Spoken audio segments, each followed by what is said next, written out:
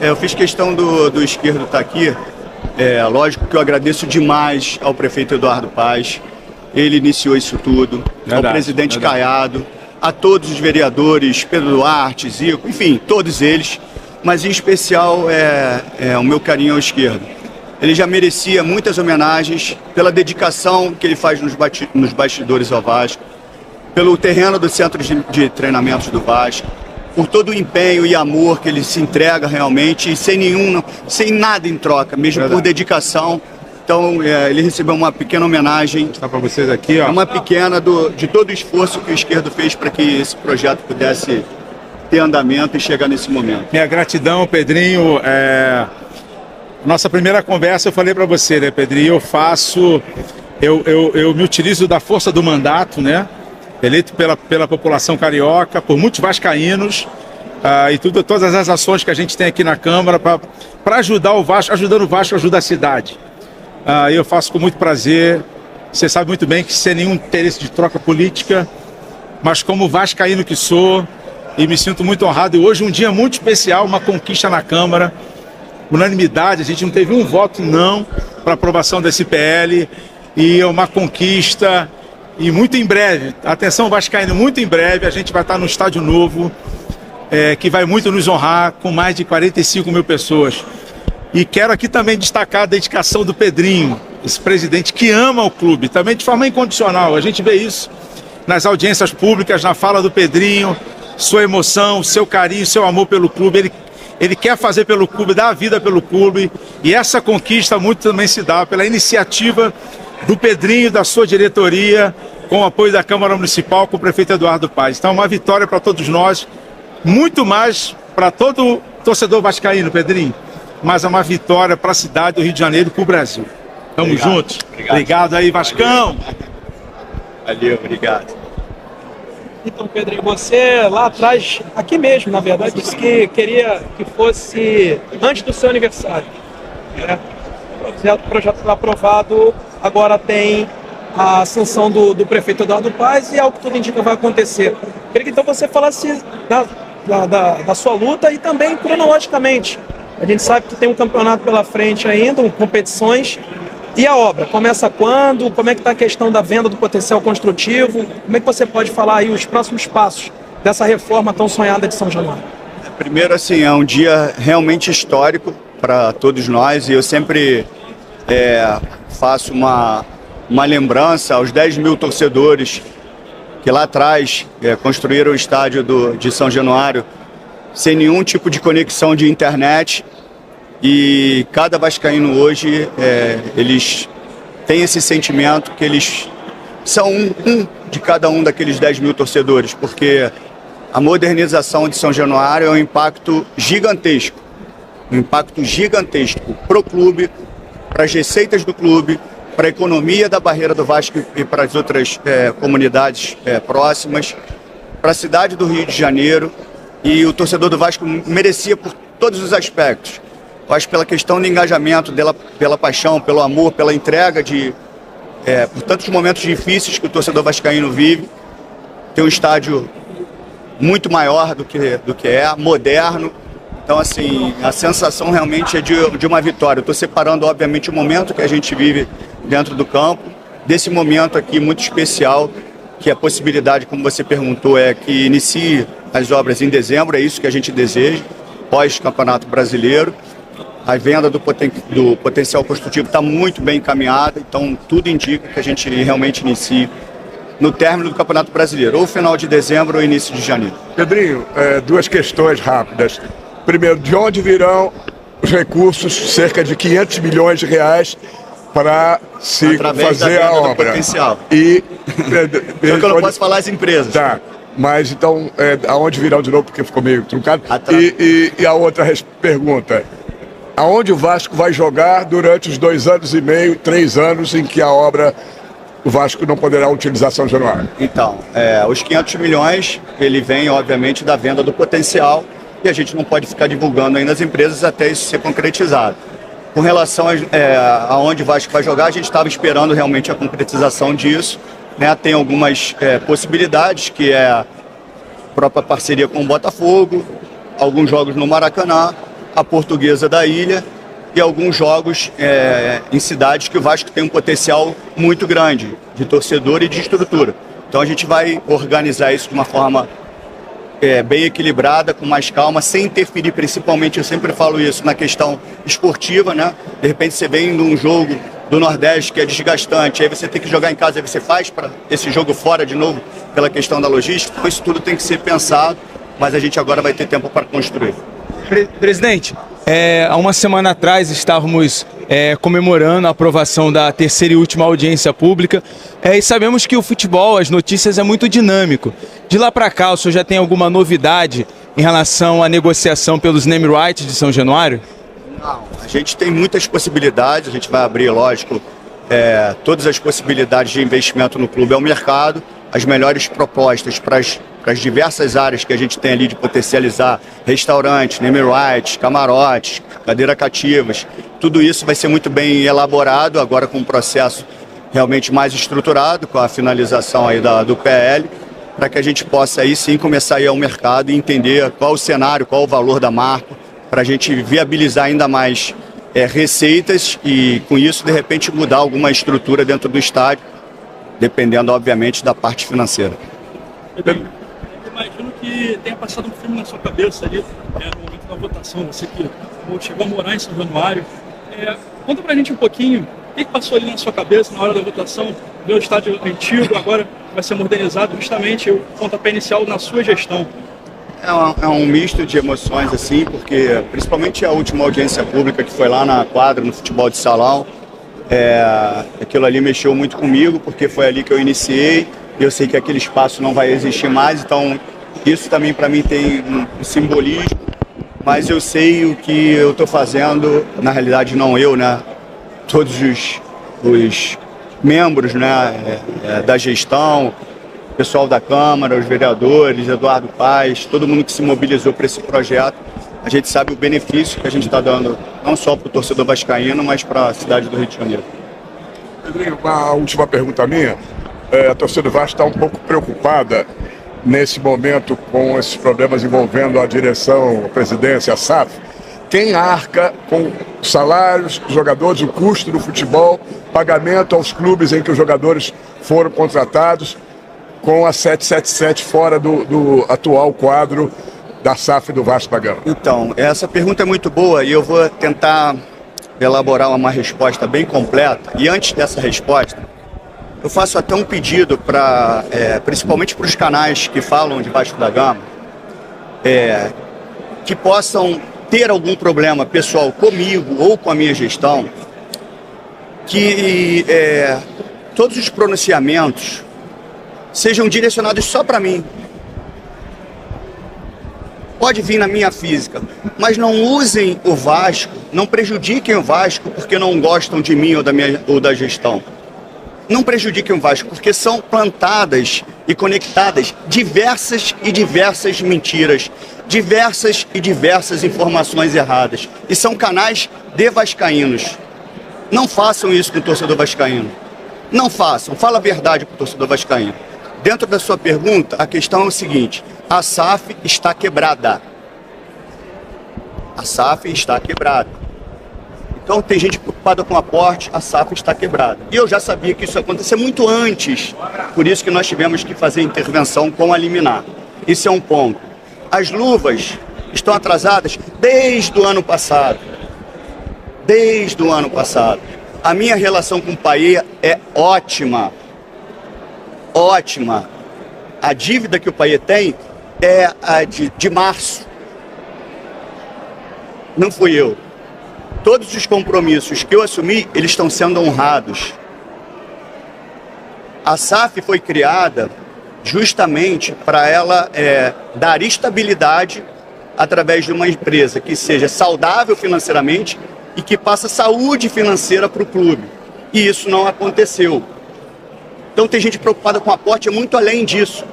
Só que, como o movimento foi muito identificado de uma forma muito antecipada, a gente já está estruturando, já há muito tempo, uma operação financeira para honrar todos os compromissos e dar estabilidade. E é isso que eu estou fazendo.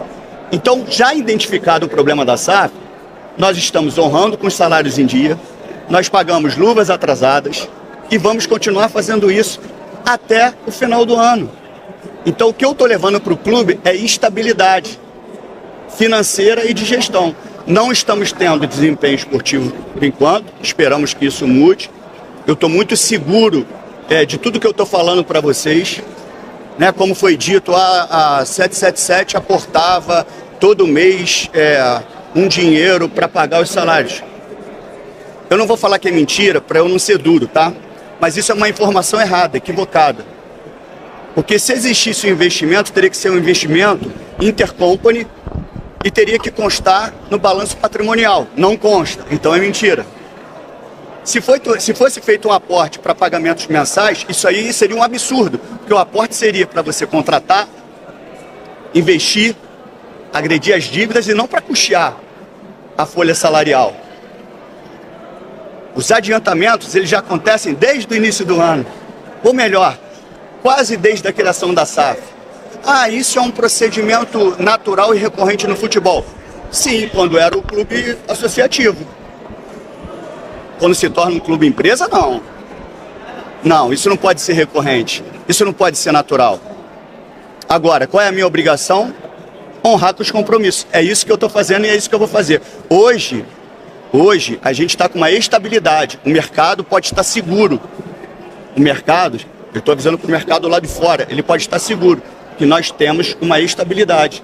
Inclusive os clubes que têm a receber jogadores contratados vão receber. O que nós fizemos, Cícero? Nós mapeamos todo o cenário de atrasos de luvas, atrasos de comissões, para justamente a gente poder começar a pagar todas as pessoas que a gente deve.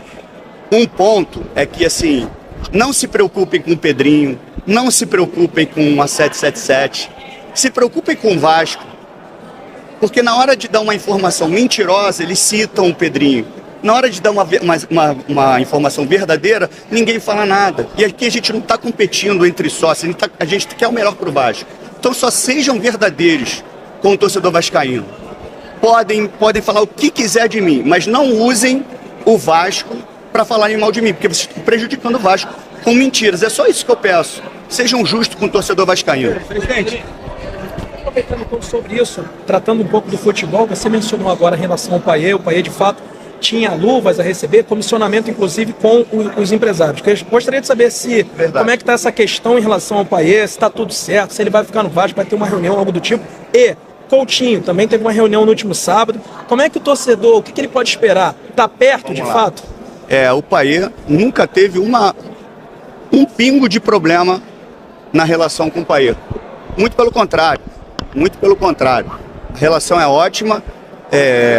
A gente identificou a questão das dívidas, é isso que a gente está elaborando, né? A gente mapeou todas as dívidas, não só com o Payet, mas com outros jogadores e com empresários, para aí sim a gente começar a sanear.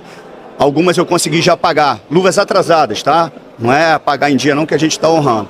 Pedrinho, mas teve um pagamento do PJ, dos atletas, que não foi pago, não foi culpa minha. Que isso fique claro.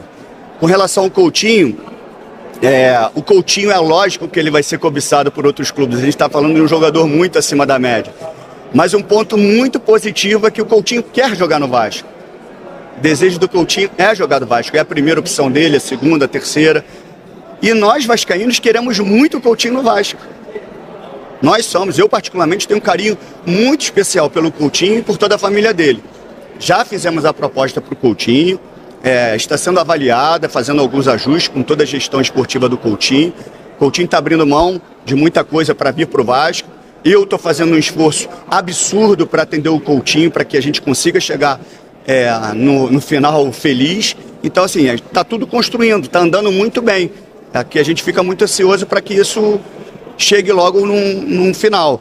E eu espero que o final seja um final feliz. Tem chance do Alex Teixeira e do Souza voltarem para o Vasco? São coisas que podem acontecer dentro do contrato, mas com um ponto final, para sim ou para não, aí a gente conversa sobre essa situação. Desse final feliz, presidente? Eu não gosto de ficar falando assim, está bem encaminhado, assim, a proposta foi entregue para a gestão do Coutinho, né? O Coutinho está avaliando, obviamente se tiver que fazer algum ajuste a gente vai, dentro da nossa possibilidade de fazer. O que não tem O melhor que eu posso falar é o seguinte: as duas partes querem muito. O Coutinho quer muito e eu, representante dos vascaínos, quero muito. Eu vou fazer tudo para que o Coutinho venha para o Vasco. Pedrinho, aproveitando aqui, como está a situação, como você está avaliando a situação do Vasco no brasileiro e esse começo de trabalho do Álvaro Pacheco? O começo é duro, né? Porque chega, obviamente, de um outro país, entendendo qual é o cenário nacional. Isso é muito difícil, uma derrota dura, obviamente, para o nosso rival. Precisamos pontuar o mais rápido possível para tirar um trauma que a gente já carrega e botar na cabeça de todos que trabalham no Vasco que o nosso pensamento tem que ser um pensamento de vencedor, de vitória. Desde o pensamento até de cláusulas contratuais, de gatilhos contratuais. Os gatilhos contratuais têm que ser sempre de algo positivo, de conquistas, e não de gatilhos para baixo. Então, assim, a gente tem que começar a mudar a mentalidade, começar a acreditar realmente onde nós estamos, começar a acreditar aonde nós podemos chegar e entender quantas pessoas nós estamos representando, né? Apaixonadas pelo Vasco. Então, assim, como eu falo sempre para vocês, e eu sou muito transparente, eu estou fazendo o máximo que eu posso. Eu estou me doando ao máximo pelo Vasco. Comigo não vai ter uma vírgula de sacanagem com o Vasco. Se as coisas são do jeito que o torcedor imagina, quero fazer com que isso aconteça. Mas se for prejudicar o Vasco, eu não vou fazer. Porque o Vasco, se chegou no limite financeiro ruim, foram porque não tiveram responsabilidade com a instituição. E eu vou ter responsabilidade com a instituição. Você ainda agora citou até uma questão de, não ia dizer que é mentira para não ser duro, mas há uma semana você até citou a questão de uma estranheza pelo momento em que o Lúcio deixou o cargo no dia seguinte da reunião.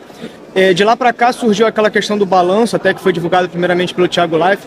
E aí eu queria entender como é que internamente, uma semana depois da saída do Lúcio e tudo mais, o que já foi descoberto, se é que você pode soltar alguma coisa sobre essa questão de... Tem muita coisa interna que, óbvio, que eu não posso falar.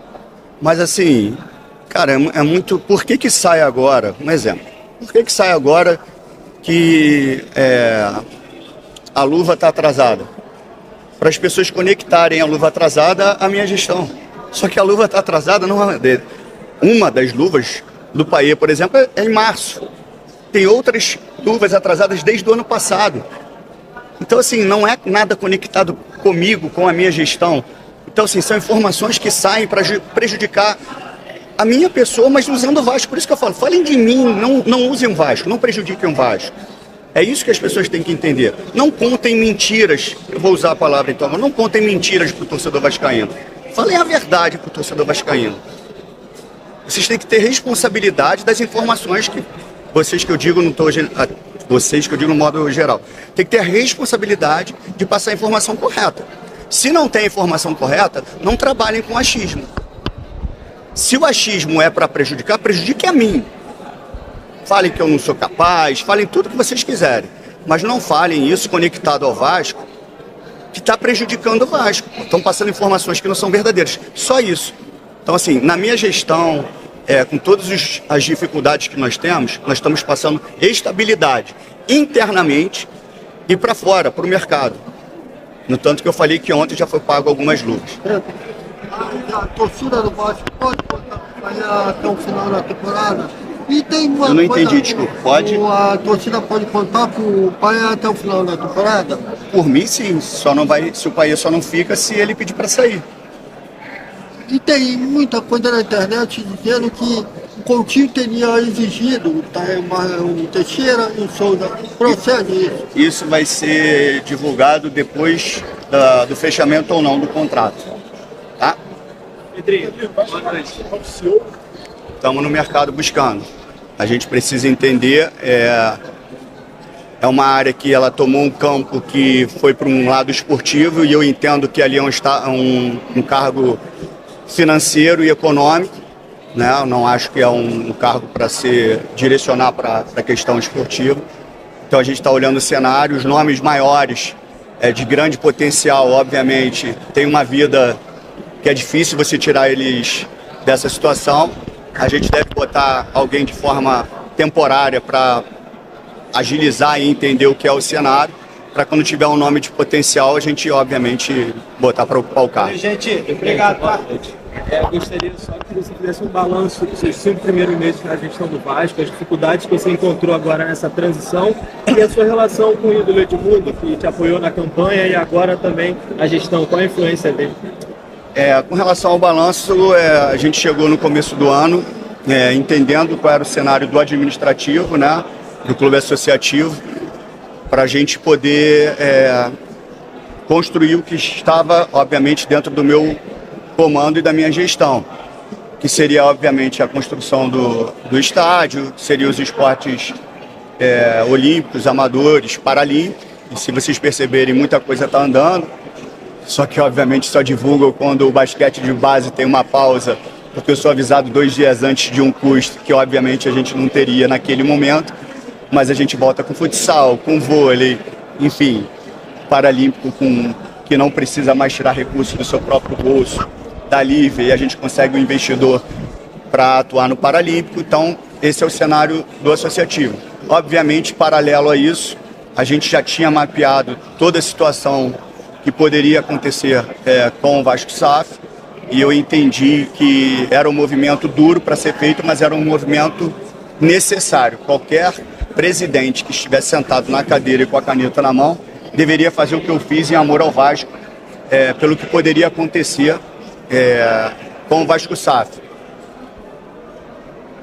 Com relação ao bloqueio das ações, com relação ao caos financeiro, não tinha como proteger, tanto que existiu isso. Com relação ao Edmundo é um grande amigo, é um mentor do projeto, não tem problema nenhum com ele tem o seu canal, fala sobre Vasco. Então, assim, a minha relação com o Edmundo sempre foi boa, sempre vai ser boa, e cada um dá a opinião que lhe convém. Eu não sou obrigado a fazer com que o Edmundo fale o que eu penso. Obviamente, eu não passo nenhuma informação para ele. Então, assim, é um cara que eu tenho muito carinho e vou ter o carinho para sempre. Gente, obrigado. Beleza?